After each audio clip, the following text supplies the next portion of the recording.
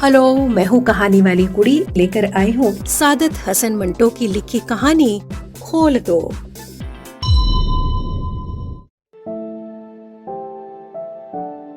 अमृतसर से special train दोपहर 2 बजे चली और 8 घंटों बाद मोगलपुरा पहुंची।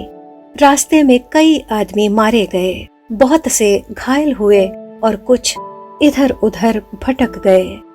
सुबह 10 बजे कैंप की ठंडी जमीन पर जब सिराजुद्दीन ने आंखें खोलीं तो अपने चारों ओर मर्द, औरत और बच्चों का ठाठे मारता समुंदर देखा। उसके सोचने समझने की शक्तियां और भी क्षीण हो गईं और वो काफी देर तक मटमैले आसमान की ओर टकटकी बांधे घूरता रहा। यूं तो कैंप में चारों ओर शोर मचा हुआ था, लेकिन बूढ़े सिराजुद्दीन के कान जैसे बंद थे। उसे कुछ सुनाई नहीं देता था। कोई उसे देखता तो यही समझता कि वो किसी गहरी सोच में डूबा हुआ है, लेकिन वास्तव में ऐसा नहीं था। असल में उसके सारे होशो हवास शिथिल हो चुके थे, बल्कि पूरा शरीर, सारा अस्तित्व शून्य में लटक गया था। मटमैले आसमान की ओर बिना किसी उद्देश्य के देखते देखते सिराजुद्दीन की नजरें सूरज से जा टकराईं। तेज रोशनी उसके जर्जर शरीर की नस नस में उतर गई और वो जाग उठा और उसके दिमाग में एक के बाद एक कई तस्वीरें घूम गईं। लूटमार, आग, भाग दौड़, स्टेशन, गोलियां, रात और सकीना। सिराजुद्दीन एकदम खड़ा हो गया और उसने पागलों की तरह अपने चारों ओर फैले हुए समुंदर को खंगालना शुरू कर दिया।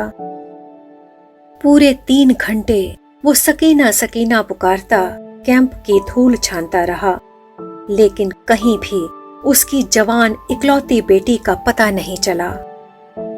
चारों ओर एक घाघली सी मची थी।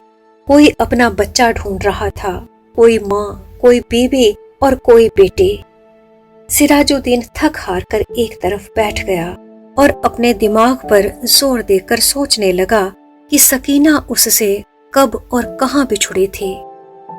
इसी सोच विचार में उसका दिमाग बार बार सकीना की मां की लाश पर जम जाता, जिसकी सारी अतड़ियां बाहर निकली हुई थीं, और फिर इसके आगे वो कुछ ना सोच पाता।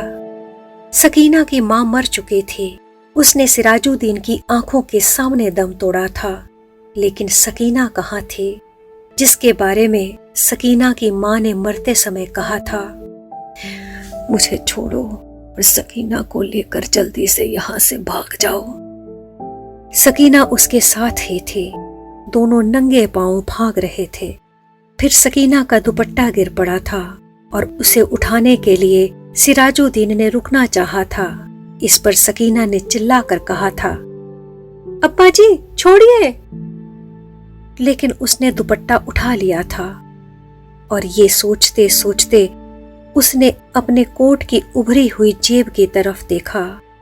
उसमें हाथ डालकर कपड़ा निकाला। सकीना का वही दुपट्टा था, लेकिन सकीना कहाँ थी? सिराजुद्दीन ने अपने थके हुए दिमाग पर बहुत जोर दिया, लेकिन वो किसी भी नतीजे पर न पहुंच सका। क्या वो सकीना को अपने साथ स्टेशन तक ले आया था? क्या वो उसके साथ ही गाड़ी में सवार थी? रास्ते में जब गाड़ी रोकी गई थी और बलवाई भीतर घुस आए थे, तो क्या वो बेहोश हो गया था जो वो सकीना को उठा ले गए? सिराजुद्दीन के दिमाग में सवाल ही सवाल थे। जवाब कोई नहीं था। उसे हमदर्दी की जरूरत थी, लेकिन चारों ओर जितने भी इंसान फैले हुए थे, उन सब को हमदर्दी की जरूरत थी। सिराजुद्दीन ने रोना चाहा, मगर आंखों ने उसकी सहायता नहीं की। आंसू न जाने कहां गायब हो गए थे। 6 दिन बाद होशो हवास कुछ ठिकाने आए तो सिराजुद्दीन उन लोगों से मिला जो उसकी सहायता करने को तैयार थे। 8 नौजवान थे जिनके पास लारी थी, बंदूकें थीं। सिराजुद्दीन ने उन्हें लाख लाख दुआएं दी और सकीना का होलिया बताया। गोरा रंग है, बहुत खूबसूरत है, मुझ पर नहीं, अपनी माँ पर थी। उम्र यही 17 बरस के करीब, आंखें बड़ी बड़ी, काले बाल, दाहिने काल पर मोटा सा तिल। मेरी इकलौती लड़की है, ढूंढ लाओ, खुदा तुम्हारा भला करेगा। रजाकार नौजवानों ने बड़ी हमदर्दी के साथ बूढ़े सिराजुद्दीन को विश्वास दिलाया कि अगर उसकी बेटी जिंदा हुई 2-4 दिन में ही उसके पास पहुंच जाएगी। 8 नौजवानों ने कोशिश की, जान हथेली पर रखकर वे अमृतसर गए। कई औरतों, कई मर्दों और कई बच्चों को निकालकर उन्हें सुरक्षित स्थानों पर पहुंचाया, लेकिन 10 दिन हो गए, सकीना उन्हें कहीं ना मिली। एक दिन वे इसी सेवा कार्य के सिलसिले में लारी पर अमृतसर जा रहे थे कि छरहटे के पास सड़क के किनारे उन्हें एक लड़की दिखाई दी। लारी की आवाज सुनकर वो बिद गई और उसने सरपट भागना शुरू कर दिया। रजाकारों ने भी तुरंत लारी रोकी और उतरकर सब के सब उसके पीछे भागे। एक खेत में उन्होंने लड़की को जा पकड़ा। देखा तो बहुत खूबसूरत थी। दाहिने गाल पर एक मोटा सा तिल भी था। एक नौजवान ने उससे कहा, घबराओ नहीं, क्या तुम्हारा नाम सकीना है? लड़की का रंग पीला पड़ गया। उसने कोई जवाब ना दिया। फिर जब बारी बारी सारे नौजवानों ने उसे दम दिलासा दिया तो उसकी घबराहट कुछ दूर हो गई और उसने मान लिया कि उसका नाम सकीना है और वो सिराजुद्दीन की बेटी है। 8 रजाकार नौजवानों ने हर तरह से सकीना की दिलजोई की। उसे खाना खिलाया, दूध पिलाया और लारी में बिठा लिया। एक ने अपना कोट उतारकर उसे दे दिया, क्योंकि दुपट्टा न होने के कारण वो बड़ी उलझन महसूस कर रही थी और बार बार बाहों से अपने सीने को ढांपने की असफल कोशिश कर रही थी। कई दिन गुजर गए। सिराजुद्दीन को सकीना की कोई खबर ना मिली। वो दिन भर मुख्तलिफ कैंपों और दफ्तरों के चक्कर काटता रहता, लेकिन कहीं से भी उसकी बेटी का पता ना चला। रात को वो बहुत देर तक उन रजाकार नौजवानों की कामयाबी के लिए दुआएं मांगता रहता, जिन्होंने उसको यकीन दिलाया था कि अगर सकीना जिंदा हुई तो चंद दिनों में ही वो उसे ढूंढ निकालेंगे। एक रोज सिराजुद्दीन ने कैंप में उन नौजवान रजाकारों को देखा। लारी में बैठे थे। सिराजुद्दीन भागा भागा उनके पास गया। लारी चलने ही वाली थी कि उसने पूछा, बेटा, मेरी सकीना का पता चला? सबने यक ज़बान होकर कहा, चल जाएगा, चल जाएगा, और लारी चला दी।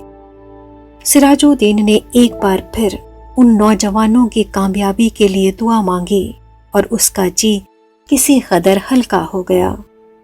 शाम के करीब कैंप में जहां सिराजुद्दीन बैठा था, उसके पास ही कुछ गड़बड़ सी हुई।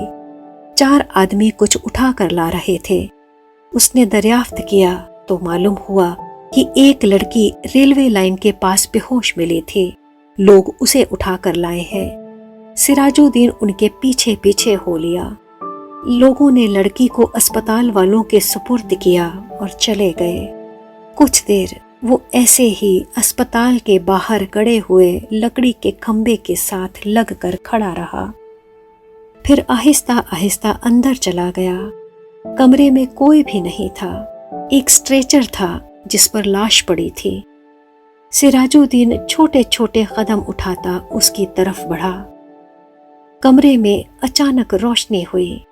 सिराजुद्दीन ने लाश के जर्द चेहरे पर चमकता हुआ तिल देखा और चिल्लाया, सकीना। डॉक्टर ने, जिसने कमरे में रोशनी की थी, सिराजुद्दीन से पूछा, क्या है? सिराजुद्दीन के हलक से सिर्फ इस कदर निकला, जी मैं इसका बाप हूं। डॉक्टर ने स्ट्रेचर पर पड़ी हुई लाश की तरफ देखा, उसकी नब्ज टटोली और सिराजुद्दीन से कहा, खिड़की खोल दो। सकीना के मुर्दा जिस्म में जुम्बिश पैदा हुई। बेजान हाथों से उसने इजार बंद खोला और शलवार नीचे सरका दी। बूढ़ा सिराजुद्दीन खुशी से चिल्लाया, जिंदा है, मेरी बेटी जिंदा है, जिंदा है, मेरी बेटी जिंदा है।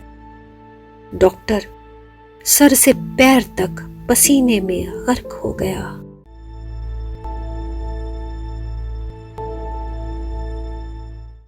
ये थी सादत हसन मंटो की लिखी कहानी खोल दो। वाचन स्वर सुखनंदन बिंद्रा का था।